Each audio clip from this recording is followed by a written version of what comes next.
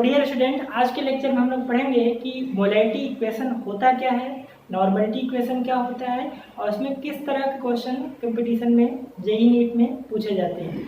ठीक है, तो मोलैलिटी इक्वेशन क्या होता है, m1v1 इक्वल टू m2v2। ठीक है, हम इसमें ये सीखेंगे कि मोलैलिटी इक्वेशन तो ठीक है ये होता है, बट ये इक्वेशन हम डिराइव कैसे करते हैं, किस तरह से m1v1 equal to m2v2 equal होता है। तो ठीक है, तो चलिए इसको समझते हैं। आप लोगों ने टर्म सुना होगा क्या, डाइल्यूशन।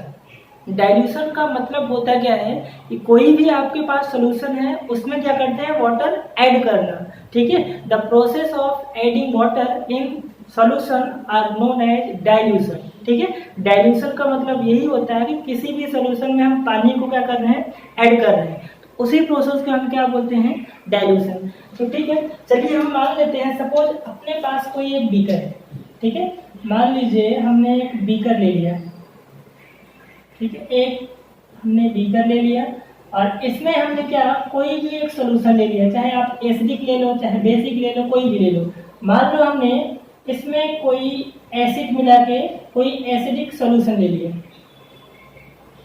ठीक है, अब एसिडिक सोल्यूशन है तो इसका मोलैलिटी सपोज F1 है और इसका वॉल्यूम क्या है, V1 है। ठीक है, तो अभी हमने क्या करा, इसमें वाटर कुछ भी ऐड नहीं किया है, तो इसका मतलब क्या है, ये बिफोर डाइल्यूशन। बिफोर डाइल्यूशन की बात करें तो मोलैलिटी का इक्वेशन क्या होता है, मोलैलिटी निकालने का formula m1 equal to n1 upon क्या होता है, v1। अब इसी को हम थोड़ा सा क्या कर रहे हैं, क्रॉस मल्टीप्लाई कर रहे हैं। यहाँ से फाइनली क्या मिला, n1 equal to m1 v1। ठीक है, इतनी बात क्लियर हुई। हमने क्या करा, कोई एक सोल्यूशन लिया, एसिडिक सोल्यूशन, सपोज इसकी मोलैलिटी कुछ m है, F1 है और वॉल्यूम उसका v1 है। तो बिफोर डाइल्यूशन जो मोलैलिटी का फॉर्मूला है क्या होगा, n1 अपॉन v1 हो जाएगा। तो मोल इक्वल टू क्या हो जाएगा, m1 मोलैलिटी इनटू क्या हो जाएगा, वॉल्यूम हो जाएगा। ठीक है, अब मान लीजिए सपोज इस सोल्यूशन में हम इसको क्या कर रहे हैं, डाइल्यूट कर रहे हैं। डाइल्यूट का मतलब होता है एडिंग H2O, वाटर ऐड कर रहे हैं। जब हम वाटर ऐड करेंगे तो हमारा जो सोल्यूशन बना, ठीक है, उसमें क्या चेंजेज आएंगे। ठीक है, मान लीजिए डाइल्यूट करने के बाद इसका मोलैलिटी कितना, M2 हो गया और वॉल्यूम क्या हो गया, V2 हो गया। ठीक है, ये जो है आफ्टर डाइल्यूशन। आफ्टर डाइल्यूशन इसकी जो मोलैलिटी का फॉर्मूला क्या है, M2 इक्वल टू क्या होगा, N1 अपॉन क्या हो जाएगा, V2। यहाँ से जो N2 आया, N2 इक्वल टू क्या हो जाएगा, M2 इंटू V2 हुआ।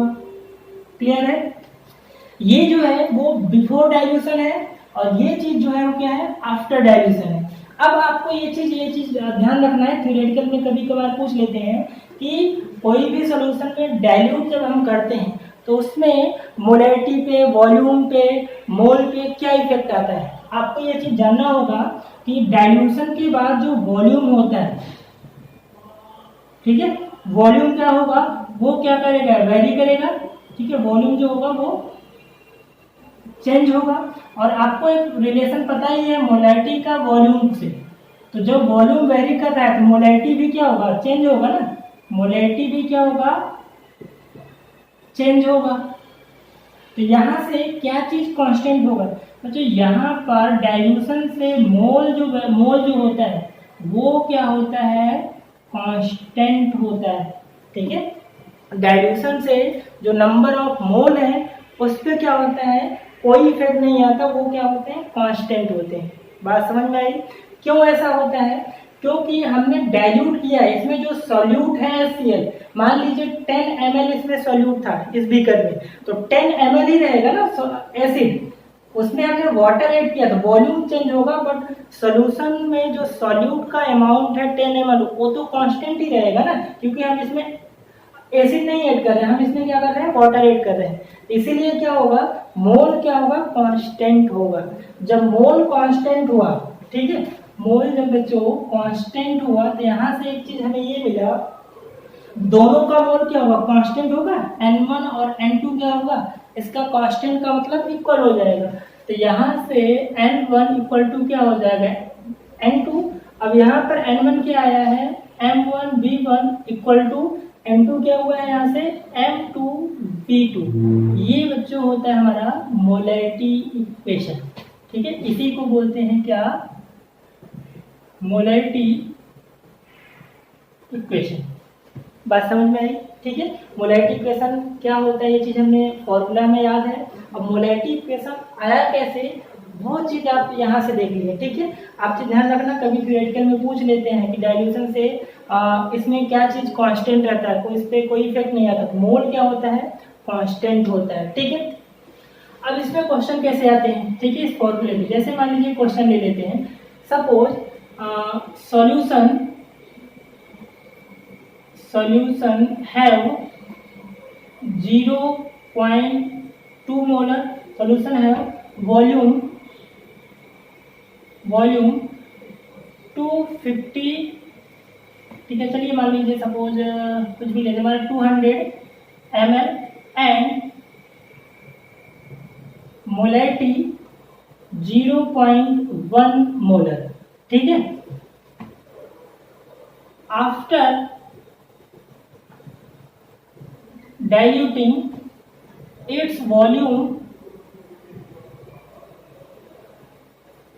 become after volume it's become कितना 1000 ml। ठीक है, then find its मोलैरिटी। ठीक है, ये क्वेश्चन है, कोई आपके पास कोई भी किसी का भी एक सॉल्यूशन है, 200 ml इसकी वॉल्यूम है और उसकी मोलैरिटी कितना है 0.1 मोलर है। तो आफ्टर डाइल्यूटिंग वाटर ऐड करने के बाद जो वॉल्यूम बना वो कितना हो गया, मान लीजिए 100 ml हो गया। देन उस सॉल्यूशन की मोलैरिटी कितनी होगी। ठीक है, तो बस यहाँ से आप सीधा सा मोलैरिटी इक्वेशन अप्लाई कर दो, M1V1 equal to M2V2। M1V1 पता है, V2 आपको पता है दिया 100 ml, यहाँ से आप M2 कैलकुलेट कर लो, M1V1 अपॉन V2।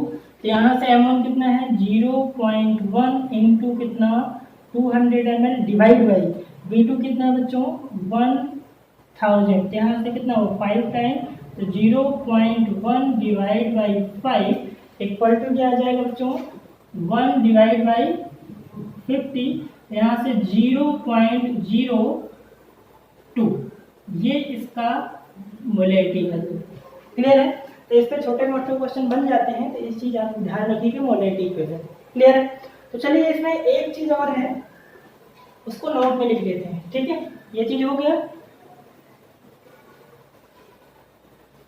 नेक्स्ट हम लोग पढ़ लेते हैं, इसमें एक पॉइंट है, वो चीज़ आपको नोट करना है। ठीक है, मान लीजिए आपके पास कई सारे सॉल्यूशन हैं।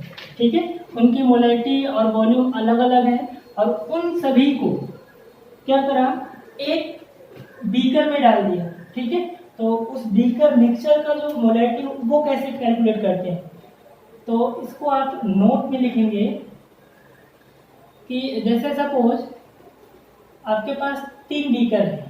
ठीक है, 3 2 कुछ भी हो, मान लीजिए 3 बीकर है। ठीक है, बीकर ए, दूसरा हमने ठीक है बीकर बी ले लिया और तीसरा हमने क्या लिया बीकर सी ले लिया। ठीक है, इसमें मान लीजिए HCl सॉल्यूशन है, इसमें मान लीजिए सल्फ्यूरिक एसिड है और इसमें मान लीजिए HNO3। ठीक है, 3 बीकर ले लिया और इसकी मोलैरिटी क्या मान लो M1V1 है, इसकी मोलैरिटी एंड वॉल्यूम M2V2 है और इसका क्या है M3V3। क्लियर है? हमने 3 बीकर लिया, तीनों का वॉल्यूम और मोलैरिटी क्या है डिफरेंट है। अब इन 3 बीकर को क्या करना है, मिक्सचर बनाना है। तो मिक्सचर बनाने का मतलब क्या है कि तीनों को, इसको भी इसमें डाल दिया, इसको भी इसमें डाल दिया और इसको भी इसमें डाल दिया, तो ये एक मिक्सचर बन जाएगा। ठीक है, तीनों का अब मिक्सचर हो गया, तो इसकी मोलैरिटी में क्या चेंजेस आएंगे ही, M4 हो गया और यहाँ से इसका वॉल्यूम क्या V4 हो जाएगा। ठीक है, ये पूछता है जो मिक्सचर है उसकी मोलैरिटी कितनी होगी, तो यहाँ से वॉल्यूम V4 तो आप निकाल सकते हो। वॉल्यूम V4 क्या होगा, ये तीनों वॉल्यूम का सम होगा, मतलब V1 plus V2 plus V3 हो जाएगा। ठीक है, अब आपको फाइनल मिक्सचर की मोलैरिटी फाइंड आउट करना है, तो आप ये इक्वेशन अप्लाई कर दो। ठीक है, तो क्या हो जाएगा, M1V1 plus M2V2 plus M3V3 equal to mixture के बराबर, मतलब M4 और V4। क्लियर है? ये आपका है मोलैरिटी से रिलेटेड एक टॉपिक है। मान लीजिए आपके पास और भी मिक्सचर और भी बीकर होते हैं, तो वहां से क्या लिखते हैं, M4V4 और बाकी जो पांचवें के बराबर मिक्सचर के बराबर हो जाएगा। 2 होते तो सिर्फ 2 लेते हैं और वो M3V4 के बराबर हो जाएगा। ठीक है, ध्यान यही रखिएगा कि वॉल्यूम कभी मिक्सचर का आपको क्वेश्चन में देगा नहीं। आप वॉल्यूम कैसे निकालोगे, जितने भी ये इंडिविजुअल बीकर का वॉल्यूम है सभी का क्या कर दो, सम कर दो, तो बी वो फाइनल वॉल्यूम के बराबर आ जाएगा मिक्सचर की, तो वहां से आप मोलैरिटी कैलकुलेट कर लो। ठीक है, एक क्वेश्चन कर लेते हैं इस पे। एक क्वेश्चन ये था जो कि जेई 2013 में आया हुआ है। ठीक है, एक क्वेश्चन ये था कि 750 ml of HCl of 0.5 molar HCl solution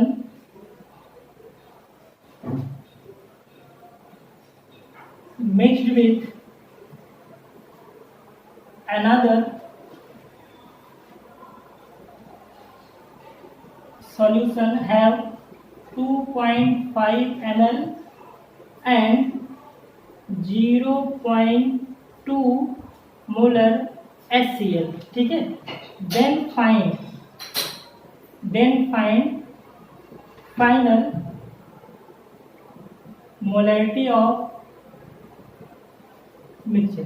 ठीक है, ये क्वेश्चन कैसे करोगे, अब यहाँ पे क्वेश्चन ये बोल रहा है सीधा सा मतलब कि आपके पास 2 बीकर है, एक बीकर ये हो गया, एक बीकर ये हो गया। ठीक है, इसका वॉल्यूम कितना 750 ml दे रखा है, मोलैरिटी 0.5 मोलर दे रखा है, और दूसरे इसमें भी क्या है, HCl है और इसमें भी HCl है। इसका वॉल्यूम कितना दे रखा है बच्चों, 250 ml और इसकी मोलैरिटी 0.2 मोलर दे रखा है। ठीक है, ये दे रखा है।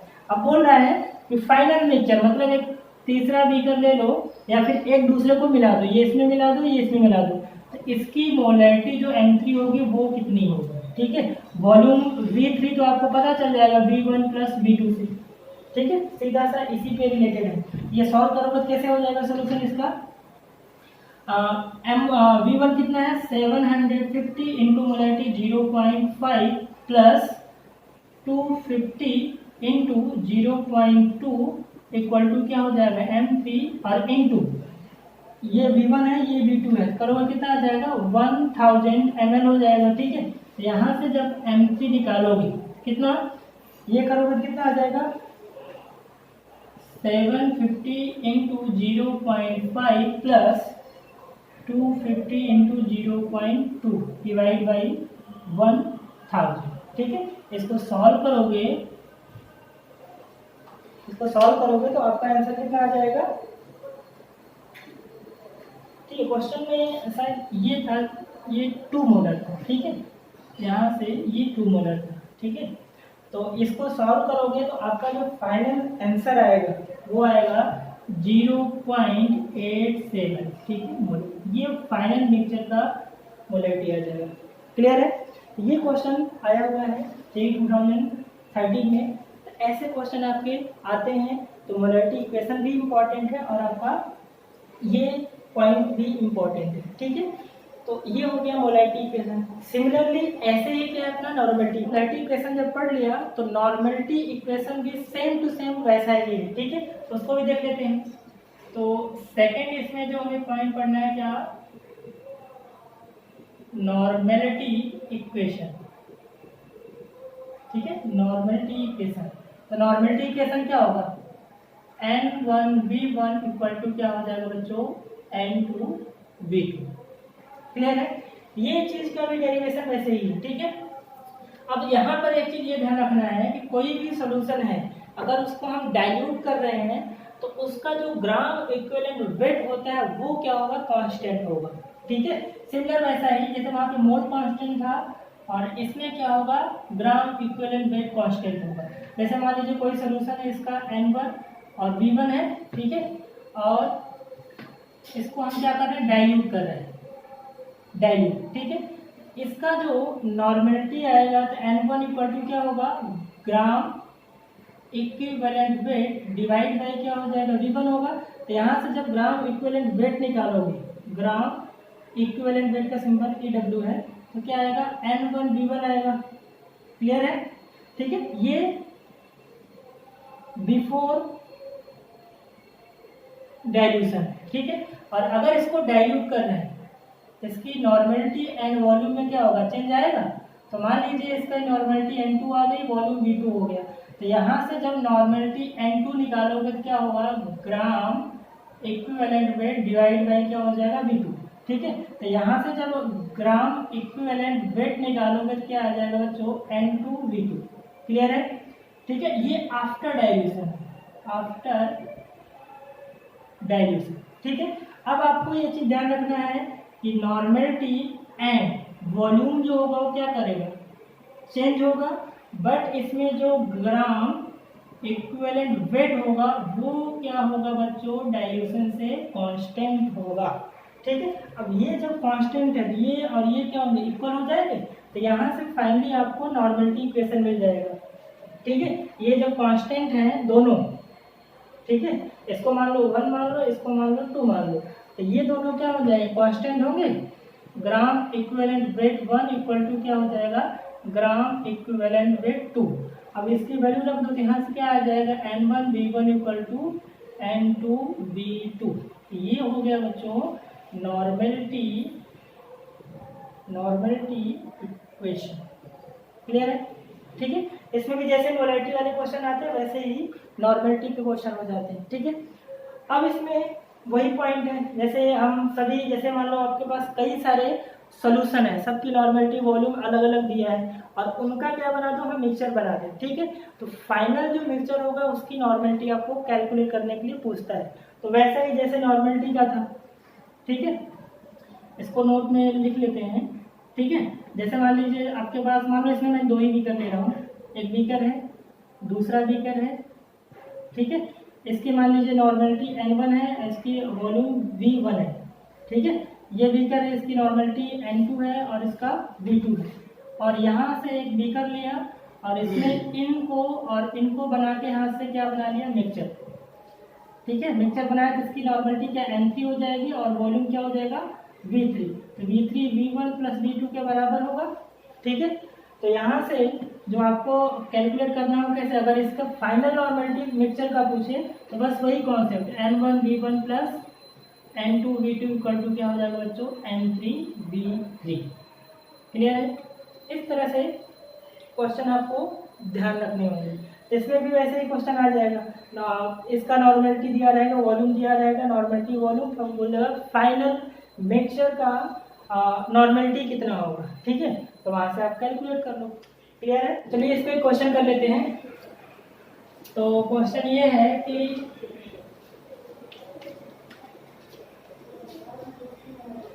100 ml ऑफ 0.1 मोलर HCl, ठीक है, and 100 ml of 0.1 molar HNO3 and 100 ml of 0.2 molar H2SO4 mixed to each other, ठीक है। then find normality of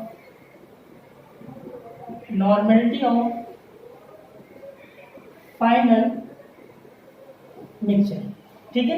ये बोल रहा है कि अपने पास 3 बीकर हैं, एक में HCl है 100 ml है, ठीक है, मोलैरिटी 0.1 है, दूसरे बीकर में नाइट्रिक एसिड है और 100 ml 0.1 है, और तीसरे बीकर में क्या लिया, H2SO4 100 ml एंड 0.2 मोलर इसमें H2SO4 ले लिया, ठीक है। तो ये बोल रहा है कि अगर तीनों को एक बीकर में डाल दें तो फाइनल जो मिक्सचर बनेगा उसकी नॉर्मेलिटी कितनी होगी। अब एक चीज यहाँ पे ध्यान देना है, यहाँ क्वेश्चन में क्या आपको मोलैरिटी सबको दिया है और फाइनली आपको क्या पूछ रहा है, नॉर्मेलिटी पूछ रहा है। तो लगाना तो आपको नॉर्मेलिटी इक्वेशन है, ठीक है, लगाना तो आपको यही इक्वेशन है, और ध्यान रखना है कि मोलैरिटी जो दिया है उसको आप नॉर्मेलिटी में कन्वर्ट कर दो, ठीक है। तो मैंने फॉर्मूला पता होगा कि नॉर्मेलिटी इक्वल टू क्या था, एन फैक्टर इनटू क्या होता है, मोलैरिटी, ठीक है। तो ये जो नॉर्मेलिटी दिया हुआ है उसको क्या करो, मोलैरिटी दिया है उसको क्या करो, नॉर्मेलिटी में कन्वर्ट कर दो। मतलब हम अगर बात करें एन फैक्टर की, ठीक है, एन फैक्टर HCl का कितना होगा, 1 होगा, H2SO4 का कितना होगा, ठीक है, 2 होगा क्योंकि इसमें 2H प्लस आया है, और HNO3 का कितना होगा, 1 होगा, ठीक है। अब इसकी मोलैरिटी दिया है तो नॉर्मेलिटी ऑफ HCl निकालोगे क्या आ जाएगा, 0.1 एन फैक्टर इंटू 0.1, तो नॉर्मेलिटी कितना 0.2 होगा। H2SO4 की नॉर्मेलिटी जब निकालोगे तो मोलैरिटी कितना दिया है, 0.2 इंटू इसका एन फैक्टर कितना है 2, तो 0.4 नॉर्मल हो गया, ठीक है। HNO3 का निकालोगे तो HNO3 की एन फैक्टर आपको पता है कितना 1 होता है, इनकी मोलैरिटी 0.1, तो यहाँ से कितना आएगा 0.1 नॉर्मेलिटी। तो जो मोलैरिटी दिया था हमने क्या करा, उसको नॉर्मेलिटी में कन्वर्ट कर दिया, उसके बाद ये फॉर्मूला क्या करो आप अप्लाई कर दो। तो यहाँ से देखिए formula N1V1 plus N2V2 plus, ठीक है, प्लस N3V3 इक्वल टू क्या हो जाएगा बच्चों, N4V4, और यही चीज आपको निकालना है। तो यहाँ से निकाल लो, N4 इक्वल टू क्या हो जाएगा, N1V1, तो N1 कितना है 0.2 इंटू V1 कितना है बच्चों 100 ml प्लस N2 कितना है 0.4 इंटू, ठीक है, वॉल्यूम कितना है 100 ml प्लस N3 कितना है, ये N2 किसका था, HNO3 का, तो HNO3 कितना है 100, और HNO3 का जो नॉर्मेलिटी है 0.1 plus 100 into sulphuric acid last है, इसकी नॉर्मेलिटी कितना है 0.4, ठीक है, डिवाइड बाई क्या कर दो आप, टोटल वॉल्यूम का सम कर दो, तो 100 100 और 100, यहाँ से कितना हो जाएगा बच्चों 300। इसको सॉल्व कर लो, इसको जब सॉल्व करोगे तो क्या होगा, ये कितना हो जाएगा 20 प्लस ये कितना हो जाएगा 10 प्लस ये कितना हो जाएगा 40, डिवाइड बाई कितना 300 इक्वल टू, इनको सॉल्व कर लो तो ये कितना होगा 50 एंड 50 कितना 70 डिवाइड बाई, ठीक है, 300, इसको कैंसिल आउट करो, 7 डिवाइड बाई कितना हो जाएगा 30, तो यहाँ से 0.2 नॉर्मल अप्रोक्स जो हमारे पास मिक्सचर होगा उसकी नॉर्मेलिटी होगी। क्लियर है, ये क्वेश्चन आपका हो गया। इसमें ध्यान यही रखना था, ठीक है, कि मोलैरिटी दिया तो पहले उसको जो मोलैरिटी दिया उसको नॉर्मेलिटी में कन्वर्ट करो, और नॉर्मेलिटी में कन्वर्ट करना एन फैक्टर से मोलैरिटी को मल्टीप्लाई कर दो, तो ये सारे जो मोलैरिटी दिए हैं वो किस में आ जाएंगे, नॉर्मेलिटी में। इस तरह के क्वेश्चन भी आते हैं, ऐसा नहीं डायरेक्ट आपको नॉर्मेलिटी दिया हो सबका और आप नॉर्मेलिटी ऑफ मिक्सचर निकाल दो, इस तरह से क्वेश्चन आते हैं। क्लियर है, एक क्वेश्चन और कर लेते हैं।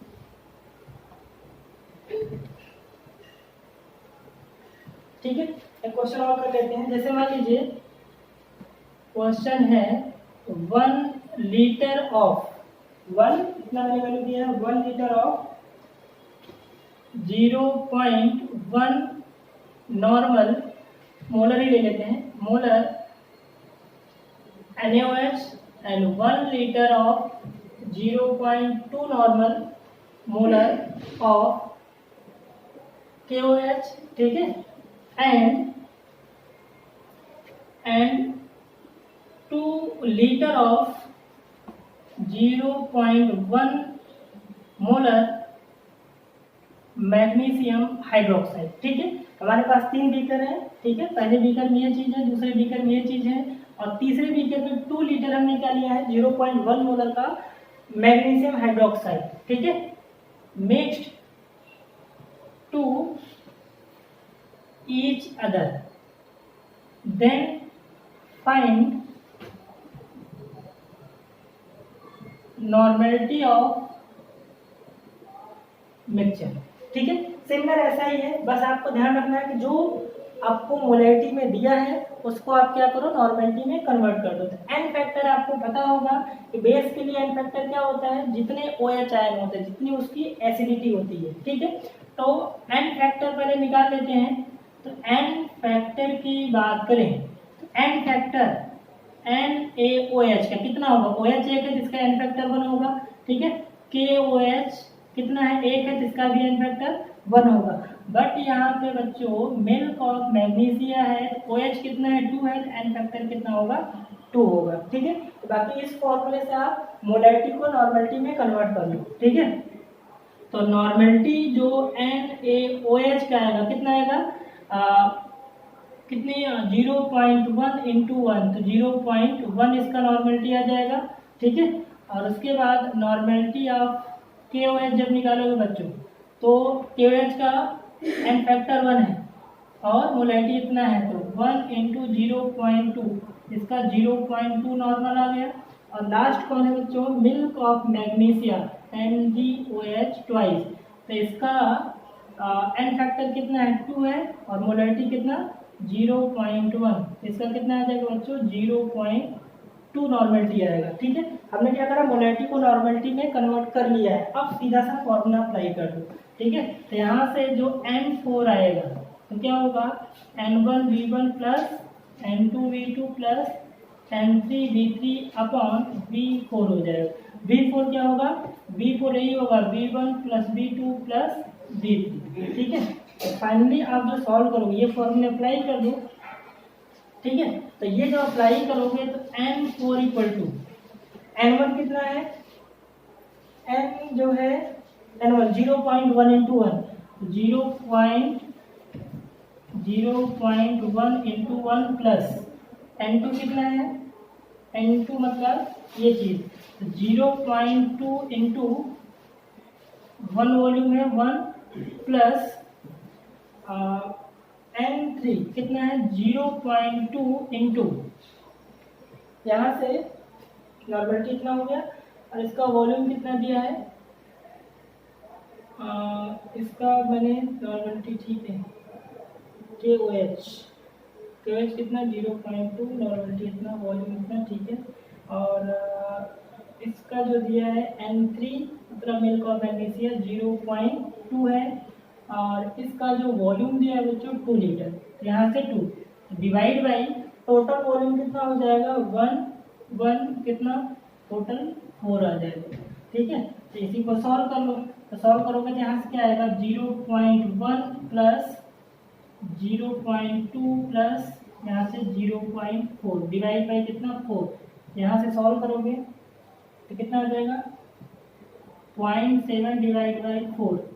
ठीक है, इसको सॉल्व कर लो, ये इसका फाइनल आंसर नॉर्मेलिटी हो जाएगी। क्लियर है, ये आपके मोलैरिटी एंड नॉर्मेलिटी इक्वेशन हो गए। आई थिंक आपको क्लियर हो गया होगा कि मोलैरिटी क्या होता है, नॉर्मेलिटी इक्वेशन क्या होता है, कैसे हम क्वेश्चन किस तरह से आते हैं। ठीक है, इसका आप प्रैक्टिस करिए तो ये आपका क्लियर हो जाएगा। तो आपको वीडियो पसंद आया होगा, प्लीज़ लाइक करें, शेयर करें और सब्सक्राइब करें।